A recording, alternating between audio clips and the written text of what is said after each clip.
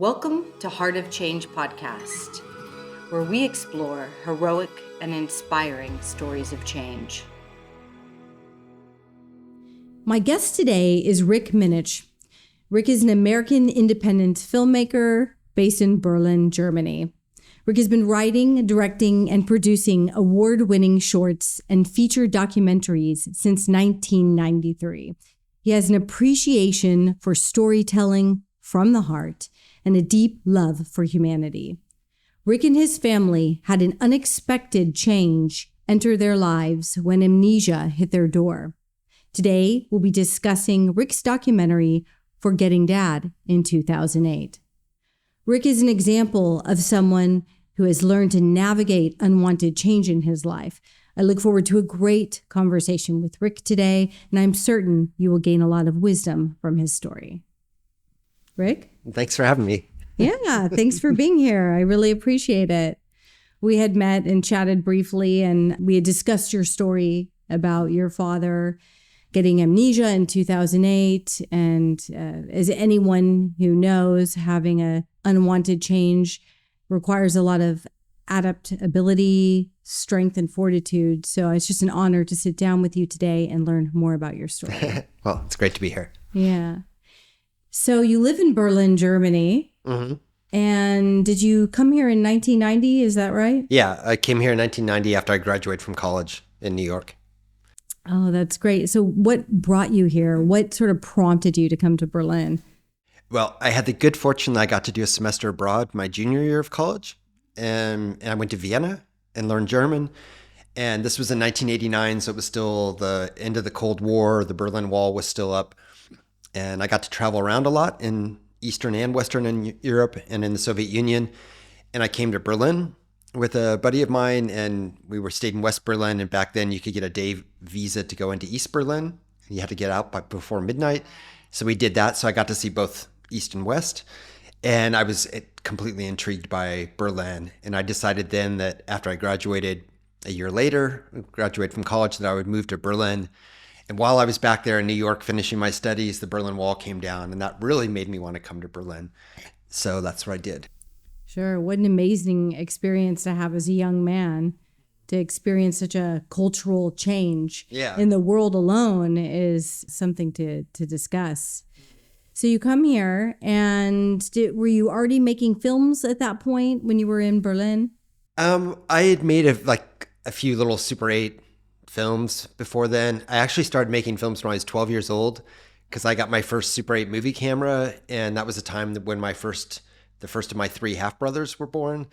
And I filmed my brother Ben a lot just with my camera. So home movies basically is how I kind of started when I was 12. But in high school, I really thought I wanted to become a journalist, a newspaper journalist. So that was my big goal. And then once I got to college, I was in New York City. I discovered these art house cinemas and would go see all these classical films after classes. And then I decided I wanted to become a filmmaker. But it took me a few years to get to that point. Right. So filmmaking, what is it about filmmaking that speaks to you? Well, I discovered that I enjoy writing, and first I thought I wanted to be a journalist, but after working at my local newspaper for a couple of summers, I realized that wasn't really what I wanted to do. I wanted to do something that was more in-depth. I didn't want to just write news stories. And I was interested in photography too, but I felt like I wasn't really good enough at either one of them. And then with documentary filmmaking, I realized I could kind of combine them. And it just seemed to feel like a sort of a natural way for me to tell stories because the way that the images and the sounds complement one another. So, but I never really intended to be a documentary filmmaker. I thought I would just make fiction films, and I made a couple of quirky little fictional and sort of pseudo documentary films in the 1990s here on the streets of Berlin. And then it wasn't until my 10-year high school class reunion in California that I made my first long documentary film called Good Guys and Bad Guys. And it was about my class reunion and some people I went to high school with. That must have been fun. Yeah, it was fun because I was 28. We were all 28. And it was this point in life where a lot of people are kind of wanted to prove that they were like doing something, and one guy who's like working in Hollywood shows up in a limousine, um, and then other people. Yeah, it was just kind of interesting. I was like the one guy who'd gone abroad and was doing something completely different, and I came there with my German film crew, and they thought it was pretty funny to be in Los Angeles and filming all these, Hollywood types and stuff. So that was really how I got into documentary, because there were the three of us, my cameraman Axel and my sound guy Christian, and we slept in the garage of my stepfather's house and just lived together for almost a month making this film. And I discovered it was really a type of filmmaking that I like. I like being in a small crew and being very flexible and not having this strict schedule and, tons of people around you and stuff like that. Don't really like. And how many films have you made so far? I'm not sure. A few shorts, a few long ones, some in between. A bit of a mix. I guess I've made 5 feature-length films, I think. 5. Something like that. What I noticed looking at your work is that you do put a lot of heart in your work, and you have the tendency to connect with humanity and find sort of that diamond, find the heart of what the story is about. What does the heart of storytelling mean to you? I'm always trying to, or I kind of set a challenge for myself, or the challenge of making like a 90-minute film is really compressing a person's entire life into 90 minutes, or actually less, because there are usually several main characters. And so you really have to get to the essence of what they're about in a relatively short amount of time. So how I go about doing that is, in general, I spend a lot of time with the people. It takes me many years to make a film. The last one, The Straight Guys, took 12 years total. So I have some time to kind of figure out what these people are really about and try to get to the heart of their stories, I guess you could say. I think the biggest thing is really just listening to them and trying to kind of feel out what's important to them and where maybe they're not opening up on their own. But if I feel like they have something that they want to tell me, then I see it as my job to kind of help them get that story out. Yeah. Do you find the process cathartic for both you and the people you're filming? Sometimes, at its best, when things are like flowing at their best, it can be cathartic. Some of the most satisfying moments are when I experience on camera that someone's telling me something and lights are going off in their head, like they're connecting dots that they'd never been able to connect before at that moment, just because, I don't know, someone asked them the right question at the right moment, or I triggered something into them, or basically I was like helping them get something off their chest, so to speak. For sure. And that could be quite satisfying, because it's usually I can see they're kind of like a sense of relief in their bodies, like their posture sometimes changes and stuff. And afterwards they might say, wow, I never told anyone that before, which is kind of funny, because in some ways this has also happened to me with people that I had just met only a few hours earlier, and suddenly they, for some reason or other, they felt like I was the right person that they wanted to tell the story to, whatever. Is that something that you wanted to do when you started making films? Were you sort of targeting to make these deeply human connections when you started filmmaking? I don't think I thought about it that much. I just wanted to tell stories.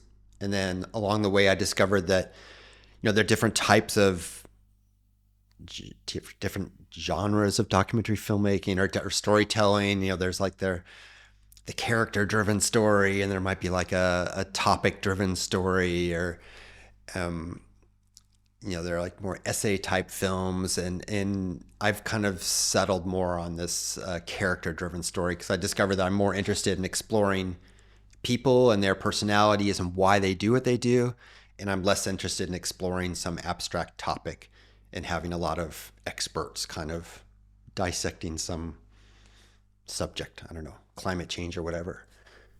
So it sounds like the psychology piece of filmmaking sort of grew with you as you continued to make films. Is that right? Sometimes it's kind of funny. I'll occasionally read film reviews or like reviews of my films, and sometimes I'm like, oh, so that's what I was doing. Sometimes it's interesting to read a critic's analysis because, of course, they see the film as just like what they saw at that moment, and they're not seeing all the baggage, everything that went into it that I am carrying around with me as well. So I often kind of lose the ability to really analyze what I'm doing. I'm just kind of trying to tell a story and getting it to work so that it resonates with people. And if you get too analytical, sometimes I think it gets a little too academic and dry and kind of intellectual. And there are those films and they have their place in the world, but that's not what I want to be doing. Sure. And I feel like a lot of people can relate with wanting to have heart in their work in some way. At first, you sort of pick something, right? And it's mechanical in nature. But as we continue to grow and mature, having a heart connection in whatever we're doing is important to so many people. So I think a lot of people will be able to relate with that part of your story. So you've made a lot of different films. Some of them have been about sustainability, I noticed. I'm assuming that's an important topic for you. It's becoming more important to me. Yeah. Your films have been about a lot of different topics, but the only film that you made that was specifically about your personal life was Forgetting Dad in 2008. Right. What prompted you to make a film about your own life? It was a pretty simple thing. My parents divorced when I was 12, and I stayed with my mom, and she remarried and had a son with my stepfather. And then my father also remarried and had two sons with his new wife, and she already had kids. So there are a lot of us, but we never all lived together. But I look very similar to my father, and we're both named Richard. He's Richard George, I'm Richard Wayne, but I go by Rick to avoid confusion. And he was the only family member who came to my college graduation in New York in 1990. And he had been going through kind of a rough time. He'd been out of work. And I realized when he arrived that he was, he had no money or anything. And I was trying to take care of us for those few days. And he seemed to have been in a pretty bad spot. And then 2 weeks later, I moved to Europe. And I remember calling him from the airport before I got on my flight just to kind of say goodbye. And my stepmother answered the phone, and she sounded very strange. And I asked her, well, where, is my dad around? And I talked to him, and she said, oh, no, he's not here. And it turned out, I found out months later that he was there right next to her, but he had had this car accident and was suffering from amnesia. And he was physically there, but his old mind was gone. So she wasn't really lying to me. She just, she told me in retrospect, she didn't want to tell me at that moment because she was afraid I wouldn't get on my flight and I would have missed out on this opportunity to go to Europe and all that. So it took 6 months before I saw him again when I came home over Christmas, and I saw that he looked the same, more or less. He kind of had problems walking because he had balance issues and stuff, but he was like he had a different kind of personality. He had some speech problems, and he basically didn't remember anything from before this car accident. And I filmed with him a little bit kind of instinctively. That was the period where I started to want to become a filmmaker. And it turns out like a year later, I actually started film school in California, and then I filmed with him some more in the early 90s. But I was really caught up in my own life, and I'd fallen in love over here, and I started going to film school here. And what was happening with him is I would just see him every couple of years, and I was I was in my early 20s trying to become my own person. But in the back of my mind, there was always this thing about this thing with Dad and his amnesia. It's very strange, and maybe I should tell a story about it. But it took me 10 years to actually make the conscious decision that I wanted to make this film. So that was in 2000. The accident was in 1990. And I visited him and his third wife, because his marriage, when he fell apart a couple of years after this amnesia started, his marriage to his second wife fell apart. So he's with his third wife now. And I visited them and we hung out, and I had a camera, and I told him I wanted to make this film, and I started filming with him a little bit. Everything was good. And then a few months later, he backed out. And it really kind of threw me for a loop. And I was like, what's this? I tried to get to the heart of the matter. And why? What's his problem? Why does he suddenly not want to be in this film? Because it by this point, time had gone by. I'd gotten some funders. I'd been spending money. And there's the practical side of filmmaking that once you get to a certain point, if you don't finish it, you have to pay back money to people. If you spent money and stuff, there's kind of a point of no return. And I was at that point. So I took another trip with my friend Matt Sweetwood. We've made 3 films together. He's an American who lives here in Potsdam. And we kind of tried to get my dad on camera and convince him to be in the film. And it went completely wrong and just aggravated him. But on that trip, my dad said to me, we went on a walk alone, no cameras or anything. No audio recordings, no hidden camera or anything. And he said to me, Rick, maybe this isn't about me. Maybe this is about the rest of you. And at the time, it felt like a slap on the face, that he was just trying to kind of tell me to get lost or something. But over time, I digested it and started to think, who exactly does he mean by the rest of you? So, and I really started thinking about, okay, well, I've got my twin sisters who are older than me. We're the 3 kids from the first marriage. I've got the 2 half brothers they're the 5 of us biological kids from my father, as he refers to us as his 5 biological children. There's the 5 of us. And those 2 brothers were 2 and 6 when this all happened with the accidents. They were quite little and living with him at the time. And then there's my wife, my mom, and then my stepmother, and my father has a brother and a sister, and my grandmother, my dad's mother, was still alive at that point. And there were some former colleagues of my father. So I just started filming with people. And I quickly discovered that the stories didn't add up.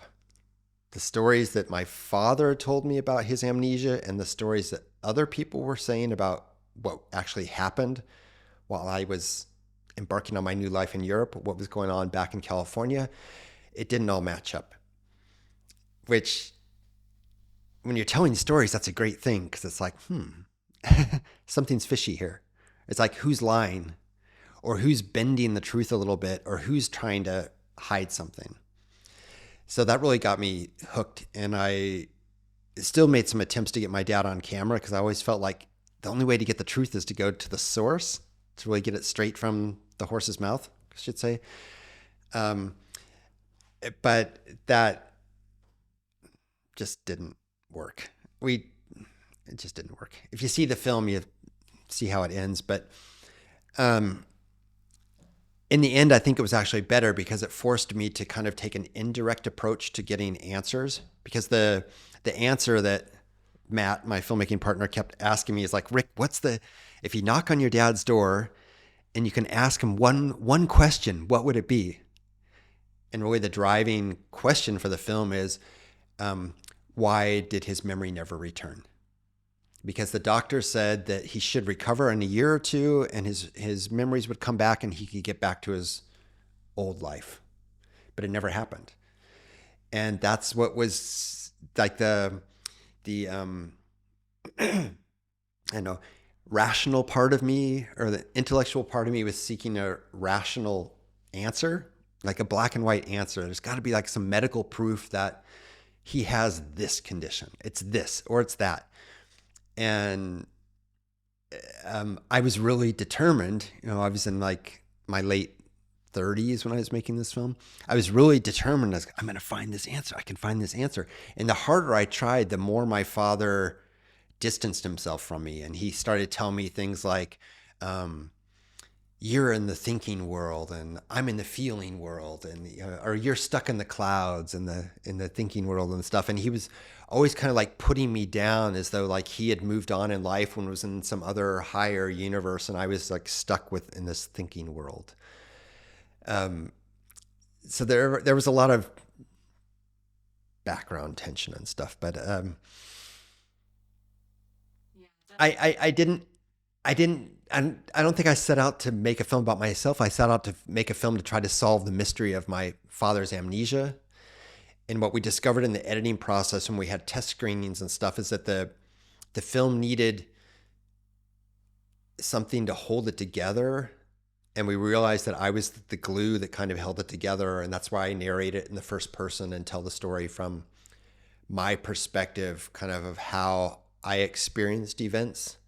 There's the chronology of his illness. The film is told with title cards with it, like how many years or how many months after the accident this was. And then there's the chronology of how I'm discovering things, which is not chronological. I'll go see someone and then they tell a story that takes us back in time, and then we'll see some old home movies and stuff. So that it's in time, it's jumping around, but that reflects the way that I was receiving information and trying to process it. Right. And from watching the film, and I don't want to give it away here for those that want to watch the film, because it's a really... Spoiler alert. Right. It's a really amazing film, and I can relate with it a lot, as my father was an interesting character. As I told you, he was a Vietnam vet, and he also got dementia later in his life. So I think people can relate with having a family member that, gets an illness or has a mental disability, and it affects or changes their family life greatly. But what's interesting about yours is there was no really absolute outcome. It seems that you were continuously searching or waiting for what might come of that change. That was really interesting to me. Also, looking at the film, just for some clarity, so your father was in a car wreck, and it like hit the back of his head, right? Yeah, his car was rear-ended as they were making a right turn into a shopping center. And he hit his head hard against the headrest, but he seemed to be okay. And 1 week later, he woke up and didn't know who he was and didn't know who his wife was or his little boys. And that's really when the whole thing started. So it's like, well, what happened during that 1 week? And in the course of the film, you see in the film how we discover a lot of things. One of my stepsister, Laura, was really good at finding stuff and finding documents, the court case documents, because the person who hit them worked for the county of Sacramento. So I never even thought that the records would be, that's in the public. There are all these documents we found in the National Archives. He was involved he was working at a bank, at a savings and loan, in the late 80s, and there was a financial scandal there, and my father was giving depositions against his former bosses, and all those are public record because it's all a federal savings and loan scandal thing. So Laura, my stepsister, helped me find all this stuff, and it was really intriguing, digging up, kind of like trying to figure out what was going on in his life while I was in New York in college, basically. I just remember there was a lot of tension between my parents because every time it came time to apply for financial aid to keep in school, they needed to supply their financial information, their tax returns, and they didn't want the other to know how much money they made and all these kinds of things that happen when people get divorced.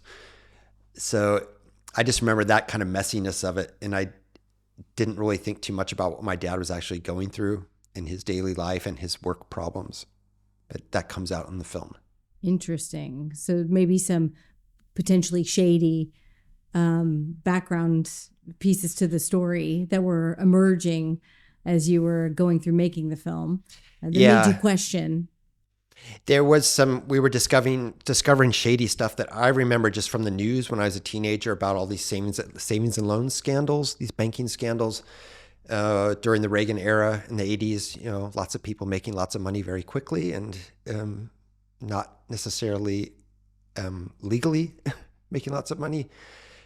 But I never really understood my father's role in the whole thing. So I still don't totally understand it, but from the depositions that I read in this court case and talking to one of his colleagues who's in the film, it's apparently my father was what you would today call a whistleblower and was speaking out against his bosses at this bank. And this was all in the period leading up to when he had this car accident and he got his amnesia. So there are indications that he might have gotten himself into a tricky situation and didn't want to remember, but we'll just never know. You'll just never know. Do you think that being the filmmaker allowed you to ask questions about your father's condition that you wouldn't have normally asked? Did you find it a cathartic process to make the film? Making the film was not the cathartic process I was hoping it would be. I thought I would feel a great relief. That came much later. What I did discover in making the film is that everyone in my family had a lot of questions that they just didn't ask, or it was the elephant in the room that no one was talking about. But as soon as I declared that I was making a film and I showed up with a film crew and a camera, that always changes the situation. And suddenly everyone was like, okay, now it's time to talk. And then we would film with each person individually, or once with my twin sisters, we filmed with them together. But they all wanted to know, like, well, what did she say? Or what did he say? And then there was a lot of information going around. People were talking. And my dad he experienced how it was affecting his relationship to everyone. Because suddenly people were starting to act differently to him, and he didn't like that at all. He was always a control freak. So he started to accuse me of turning the family against him and spreading lies, and he didn't talk to me for several years. It got very messy. And the cathartic thing, I kept hoping it didn't happen during the filming. It didn't happen during the editing. I kept hoping that like a light would go off, or so I'd feel some sense of relief, and then I would know, okay, the film's done in the editing process. But it wasn't happening. And we had all the economic pressures, and there's a TV station involved, all these funders, producers, deadlines. We had all this pressure to try to like finish the story somehow. But lots of documentary stories, when you're talking about real people's lives, they don't have like a clean, tidy end. People keep on living, and you have to find a framework for the film, like a way for the story to end, like within this framework of a film. But life goes on. So it was hard to find that way to kind of end the story. The catharsis actually came later when we discovered that the film really resonated with audiences like all over the world. And that's what Matt and I were always asking ourselves while editing. Well, is anyone going to care about this? Who's going to care? Who's going to care? Is this just a private story about my own family, or is there some kind of universal quality to it that other people will be able to relate to? And we experienced right away at our world premiere in Amsterdam at the Documentary Film Festival that it hit people and hit them pretty hard. So I started getting invitations. I was in Brazil and in China and all over Europe and North America with the film, and the reactions were almost always the same. There were nuances, but it was just touching people because everyone's got a family or came from some kind of family, and that was really the catharsis for me, is that, okay, it's not only our private story. There's something, we've created some kind of a film that gives comfort to people in some way all over the world. And that's been one of the most satisfying things that's happened to me as a filmmaker in the 30 years I've been making films. Yes, I really felt that when I watched the film. It just took me back to my childhood. There was a lot of idiosyncrasies in my upbringing, and there was something just raw and gritty about the film that I could relate with, especially having a father with some, different attributes as well. And I think so many people in the world have a family member that's estranged, or they don't know how to relate or explain, or they feel very alone in the changes that are happening as they're growing in their family dynamic. So I think that the beauty of this film is it exposes it. It helps people feel connected, that this is life. There's something organic. There's the fragility to our existence, and in there lies the beauty. From my experience, that's what I found in it. Then it worked for you. It did. I'm glad to hear that. Yeah. So you mentioned that the dynamics were a little bit challenging when you were filming some of the back and forth, and the different ideas around your father's condition was creating some turmoil in your family dynamic. I want to take it back. How did your father's amnesia affect the family dynamic holistically? When his amnesia started, I was 21. I had just gotten out of college. My big sisters were 24. So we are all young adults embarking on our own lives. We were quite preoccupied with ourselves. And my little half brothers, Matt and Justin, were 2 and 6. No, they were 4 and 8. Sorry, they were 4 and 8 when it happened. And they were the ones who were hit the hardest. And actually, Justin, the 8-year-old, who was 8 at the time, he's the one who's continues to be very challenged by it. He got it. It had a lot of problems with drugs and was homeless for many years, and had gotten his act together and was doing quite well, but he relapsed again last year. And meanwhile, he's 42, and we're seeing that it's like 34 years now have gone by. It's really, he hasn't been able to close it off, find closure to the whole story. And I feel like I have found, I'm 14 years older than he is. I have found closure for me, or enough that I could move on in my life. And for me, it was the moment, which was kind of but gradually it came a moment where I realized it's okay to not have a black and white answer to the story about this, why his memory didn't return. I just decided to embrace the ambiguity of the situation and the gray zone that's kind of most of our lives. I think we want to have the black or white clarity about something, but I feel that most of our time we're spent in some kind of a gray zone in between, and how you navigate that uncertainty determines a lot about what you actually end up doing with your life. Either you can kind of see yourself as a victim and go through life that way, that everyone's against me, the world's against me, or you can really embrace your own vision or your passion and say, okay, it's not going to be easy. There are going to be a lot of challenges along the way, but you just keep going on that path and jump over the hurdles when they come. What do you think the importance of having that fluidity in life and being able to adapt due to changes that occur? What do you think being able to do that brings someone? Well, one thing I think is that it gives you the ability to kind of, what do you see? Can I think of it in German?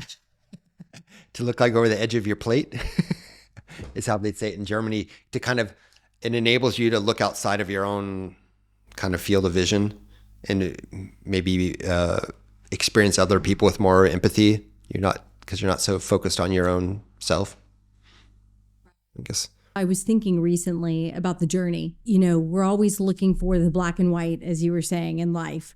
I need to get here. I was here. But we're missing that in between. Mm-hmm. We're missing that journey. Yeah. That is actually sort of this, there's a beauty to that journey part. And when you just let go and you kind of relax in what it is, I think that there's a lot to be learned there. There's a lot of grace and wisdom that comes from standing in that space. It sounds to me it's similar to what you discovered by making the film. Yeah. I mean, this goes back to the old expression that it's not about the destination, but the journey, or whatever. Yeah. So as someone who has a deep love for humanity, which is very apparent in your films, how do you feel about the darker sides of humanity? The darker sides. Well, if we didn't have them, we wouldn't have, the brighter sides wouldn't shine as brightly, I guess. So we need those contrasts in life, definitely. The darker sides, they're not much fun when you're stuck in those darker sides. But I think we need to have those kind of horrifying, deep experiences in order to really appreciate all the other good things. And I think back then I would have had a lot of things to say on the subject, and right now I don't have much to say about the matter. Right, which means you're probably living a little more present at this point. You're a little more in the now. Yeah, yeah. Probably took you time and perhaps the making of the film to get to that space. Yeah, yeah. So if you had any advice for someone that's going through a change in their family, the parent has a mental illness or has a dementia or amnesia, anything like this, and they're experiencing a lot of changes in the family dynamic around them, what advice could you give them? Get professional help. That would help. That was a very, maybe a very predictable answer, but it's something because of the situation with when my dad's amnesia started, and because this divorce, and that he had his new family, and my sisters and I didn't get along with our stepmother very well back then. So she was going through a lot of stuff trying to cope with the loss of the head of the household and this court case and all this, and just bleeding money and not getting, it took years to get a settlement and all that. We weren't communicating during that time. So and no one was really getting the professional counseling help that they need, therapy and stuff. And that I think a lot of damage could have been avoided if there had been proper professional help back then. My father was getting and I met with his therapist a couple of times. He went through that forever, but the rest of us weren't getting it. And so there was a disconnect between the way he was learning to cope with the world and the way that we were coping with the situation with him. So,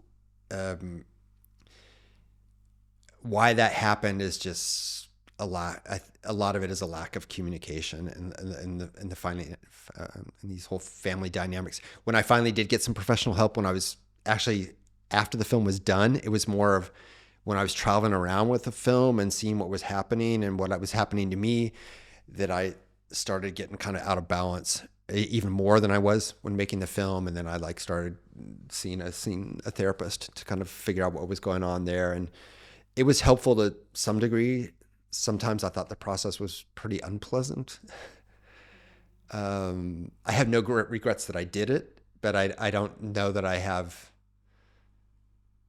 I don't think about it a whole lot. So I guess it was something that was good for me to go through at the time. And now I actually met talking to my cameraman from Forgetting Dad back then. We had a lot of conflicts on this film too. And at one point he said, the producers on projects like this, producers should make sure that the filmmakers and the crew have some professional therapeutic help, because it would help solve a lot of the, let's say, some of the emotional issues that come up in the filming process can kind of make you unable to function as a filmmaker or as a director. And if you kind of can understand through some professional help what's happening and why you're feeling certain ways, then you can kind of develop strategies for being able to still function as a filmmaker. Because that was a big problem that I had, was that I'd go into the editing room. I'm supposed to work. I'm like Rick, the director now. Okay, you got to make this film. And then we would be dealing with some scene, editing something that was really hitting me emotionally. And it was like Rick, the son, and brother, or all my roles in the family, just couldn't function. So there were days where I just sorry, I just can't work today. And that's, in the reality of the film industry is like, you have to function in most cases. So for me, I would say getting kind of professional help. And if you're in this family, making a film about family trauma or something, or dealing with family trauma, and if you want to do something like make a film about it, I would say definitely do not try to do it alone. The best help that I had was that I had this partner, Matt, my filmmaking buddy. This was our second film together. He was on all the shoots with me. So he got to know my family, but he was always at a distance slightly. So when I wasn't really functioning very well as a director, he would remind me to ask certain questions, because sometimes it was asking questions where I already knew the answer, but where people watching the film wouldn't know it. So like some of the very basic questions, just asking, well, what happened then? Or where did you live at that time? Things like that I already knew. Matt would remind me to ask certain questions, and other things. When he was someone I could talk to when we weren't filming, and to kind of like just say, God, what happened there? What do you think she was saying? Or, just talk about it and kind of come down in the evenings and get ready for the next day. So professional help and making sure you have some trusted partners and someone to talk to. Because I think when you have a change that hits your family or impacts your family, the focus really is on that person. And I think a lot of people go into helping that person almost to avoid dealing with the trauma or the discomfort of it. Right. And I know I had a death in my family that was, very difficult, and I didn't address it appropriately. And then it ended up coming out in ways that were not conducive to growing and to mental health. Yeah. So I learned from that it is important to have a good network and good friends around that can help you out, and to get the help you need, and to take that serious, because you don't think sometimes that you're even feeling anything from it, but you are. Yeah. It's like under the surface. Even when you don't feel like that change is affecting you, it is affecting you. I have to admit that when I started making Forgetting Dad, I was very naive on many levels, which I think was partially good. But for a concrete example was, Matt and I took 2 trips, just the 2 of us, filming, and I felt very comfortable. We were trying out different storytelling styles, and we kind of developed styles and a certain intimacy with everyone. And then we got additional funding, and then we took this big trip. And then my cameraman Axel came along. We had a bigger camera, everything was more professional and stuff. And our very first shooting day was with my 2 big sisters. And we were at the one sister's house, and we had this big round table, and we spread out all these old family photos on it. And my sisters were there, and I was next to the camera, and my little nieces and nephews were the kids from my sisters were kind of like looking around and stuff, and looking at photos. And we started talking, and at one point I just like broke down and started crying. And I don't even remember what triggered it. What I remember is that the horror of my film crew, that the very first shooting day, oh no, our director's like breaking down hysterical. And I was 38. Let's see. I think I was 38 at the time. And I was like, I had 3 kids of my own. And I thought, I'm an adult. I can deal with all this. And, I'm going to find my clear answer to why my father's amnesia never returned. And that was the moment where I realized, whoa, there's like this whole emotional factor that I can't suppress. It's just going to come out, and it's going to, in that case, I guess it's good that came out in the comfort of my big sisters, who always took good care of me. And it wasn't like a humiliating situation filming with one of my dad's colleagues or something that could have been kind of embarrassing. But it signaled to my crew that the next few weeks are going to be pretty rough. But fortunately I didn't break down like that anymore. But Matt realized that he was going to really have to help me out, maybe more than on the previous shoots, that I was going to be maybe a little bit more emotionally volatile than before. So we had to work harder that's why he also has a co-director credit on the film, because he really did help me direct the film when I was not at my best as a director. It's a good friend. Yeah. Good worker and good friend. Yeah. And we've made another film since then, The Straight Guys, which we finished a year and a half ago and spent quite a while working on together too. That bonded you for life. Yeah. Well, we've done, I'd say, but I think my 3 best films are my collaborations with Matt Sweetwood. He's a very, he's made films of his own too. And he's just an all around great guy. Of any traits or any ways that you have changed as a man after going through an experience like this, what are some of the ways it changed you? I got a lot more gray hairs. I wasn't so gray when I started making the film, but I think I got a lot grayer during the process.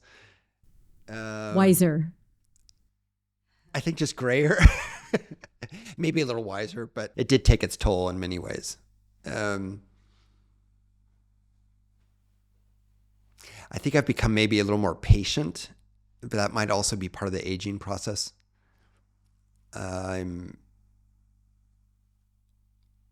I've taken, I've taken sort of a more longer term approach to things.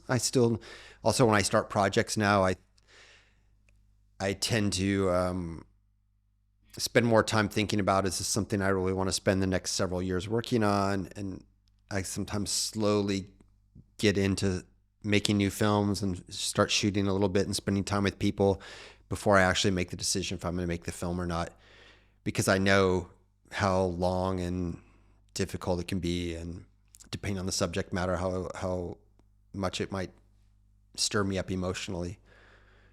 I've changed in that ways. I would like to think maybe it's made me a better father. I've got 5 kids of my own, and realizing what impact it had on me, that I kind of lost my father in one way when I was 12, when my parents divorced and he moved out and started a new family. And then I kind of lost him again when I was 21, when he had this amnesia. I am very in tune to the fact, okay, what impact could that have on my kids if I were to disappear, whether through divorce or having some kind of horrible accident or whatnot. I'm maybe a little more sensitive to what role I might play in their lives, and that maybe it's a good idea if I stick around and try to be there for them when they need me, but not be overbearing.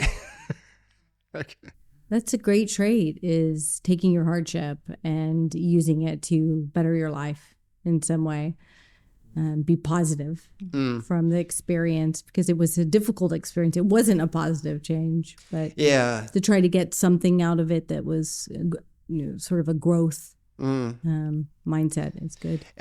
There were some ways, like when I'd visited my dad a few times in the early days, like before I started making the film, or there's a phase where I took a trip with my second son when he was 2 years old, when I did some initial filming with my father and his third wife, where he kind of he wasn't the old dad, the old Richard, as he called him, the guy I grew up with.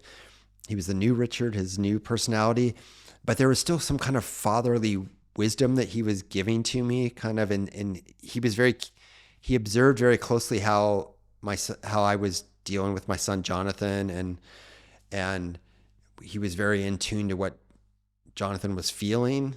Although he's still 2-year-old kid, they kind of bonded in a certain way that Jonathan and I don't bond. Just a different, this grandfather, he didn't feel like a grandfather, but grandfather-grandson relationship versus a father-son relationship. In many cases, my father was trying to get me to focus more on like the moment and really like, what does your kid need now, rather than me like being distracted by other kinds of stuff. He often told me to slow down. My father often told me to slow down. I'm missing out on like what's right in front of me. And he was right a lot of the times, but he was also, this is also earlier in my career, just scrambling to make a living and raising a family and stuff. And I was like, okay, that's easy for you to say. You've like, he married a woman who has a lot of money. So he's doesn't have to work. He didn't ever have to work again after this accident. The first couple of years, he like had some odd jobs delivering newspapers and stuff. But basically, when he hooked up with his third wife, all that pressure was suddenly gone. So I felt like, okay, well, it's easy for you to say you don't have to make a living. And I was kind of resentful towards him for many years when he would make comments like that. But he probably had good intentions in saying things like that, because he just wanted to make sure that I wasn't missing out on the magic of raising kids, and because I was too focused on my career, stuff like that. It's always complicated with the family dynamics, right? Yeah. I think everyone can relate with that. Definitely. To some degree. Do you still have contact with your father now? We have sporadic contact. He always sends me an email on my birthday and at Christmas. And recently, I wrote him a couple weeks ago about my brother Justin, because I was like, he's going through a really bad time now, and I just told him about my trip a few months ago to California when I tried to meet up with Justin and how it didn't work out. And I wanted to make sure that he knew what was going on. I can imagine that Justin's probably been in touch with him and is asking him for money, like he's been asking everybody for money. And he just sent a very short reply, just basically like, thanks for writing. And we're going through a rough time again. Forgetting Dad it came out in 2008, but what none of us realized or really thought about at the time is that you make a film and then it goes out into the world and it kind of develops its own life, and you can't really control what happens with the film. That's just the way the distribution channels work. And in the past few years, it's become more easily accessible on more online platforms and stuff. And apparently people have been identifying him. I don't know if on the street or if people have been contacting him somehow. They live very remotely. I never tell anyone where they live. I've tried to preserve their anonymity.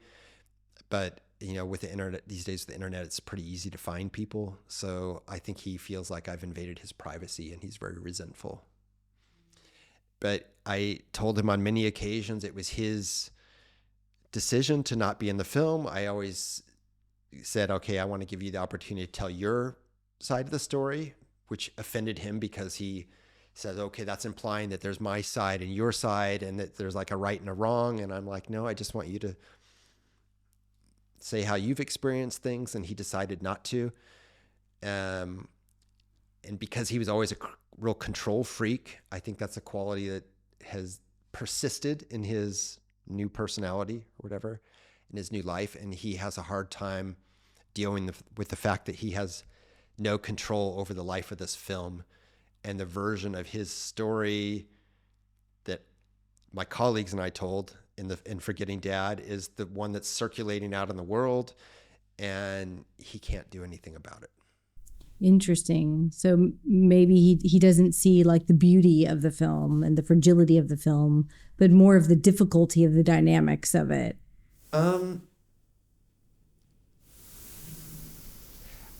I can imagine, but I have not heard this firsthand from him, but I can imagine that if someone approaches him and they're like, oh, you're that guy from this film, Forgetting Dad, I can imagine that's just unpleasant for him, because those people look at him not as this person that they're bumping into on the street or whatever, but they're looking at him as this guy from that movie who like abandoned his family and was involved in a bank scandal and this and that and blah, blah.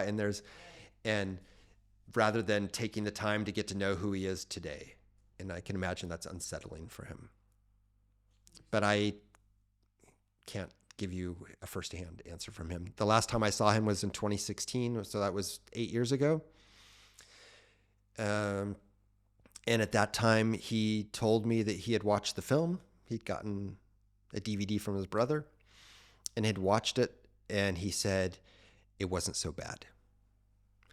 And he said this to me face to face over dinner at a restaurant. And there was a sort of maybe this is my wishful thinking as the son, I kind of got the feeling that he thought it's a pretty good film. As a film, like the way it was made and the story and telling and stuff. Maybe he wasn't so happy about being the star of the film, or the absent star, because we don't really see him much in the film. We see only these like old home movies and stuff from his previous life. I don't know. The film's just out there, but his opinion about it has clearly changed because he's approached all of us kids, and was a couple of years ago, or a year and a half ago, sent us all emails basically with like a questionnaire and kind of wanting my siblings to choose between him and me. And it was very odd. My sisters and I all talked about it. It's like, what's this weird stuff from Dad? Right. I can relate with this on many levels, actually. But it is a beautiful film. And if people want to watch this film, how can they access it? Well, Forgetting Dad, just Google it and see what platforms it's on. I'm not sure. It kind of changes at the while, changes from time to time. It was on Amazon Prime. I'm not sure if it still is. Might have been on Tubi. It's on Canopy. If you're like in the university, if you teach at a university or something, you could check on Canopy. It's available. But basically just Google it. You can also look on my website. It's just rickminnich.com. I have a web shop, and you can also watch it through the website for a few dollars or euros or whatever. Great. I wanted to focus on this film particularly today because it involves a change that impacted your family. And this podcast is, in essence, about change. But would love to hear about what you're working on now, your newest film. Well, I finished this film called The Strait Guys, Strait, from the Bering Strait, about a group of Americans and Russians who are trying to connect Asia and North America with the world's largest train tunnel beneath the Bering Strait.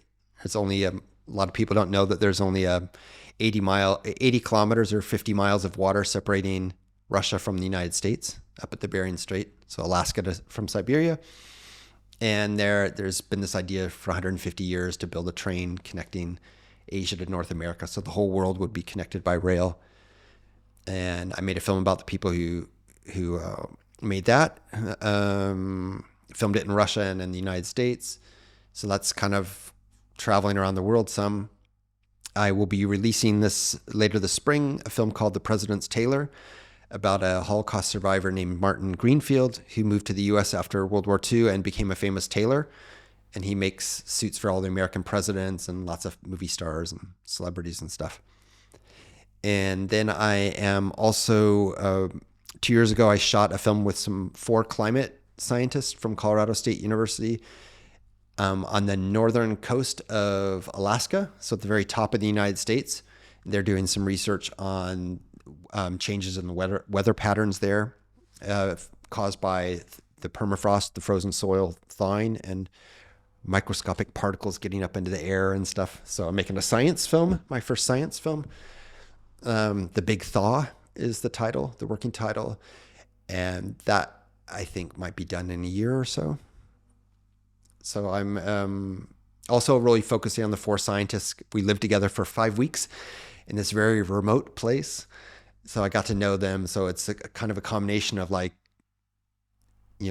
how do scientists live when they're off doing field work, and getting to know them, but also getting to see and experience how scientific data is collected. Because we're always hearing stories about climate change, but these stories are really based on scientific data. And I wanted to show how this data is collected. And sometimes it's collected in it's kind of bizarre how the data is collected, air samples and water samples and core samples from the ground. And a lot of effort is to put into creating data.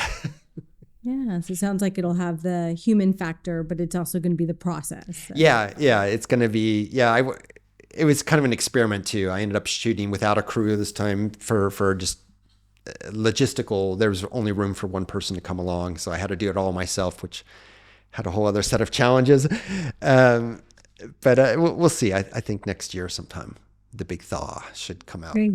Well, I'm so glad that I got to interview you today about the change that hit your family. I'm really excited to see your new films that come out. And again, just thank you so much for sitting down with me today and discussing your film. Thanks for having me, Holly. All right. If you liked my conversation with Rick today, please be sure to like and subscribe. I plan to bring you a lot more conversations from the heart.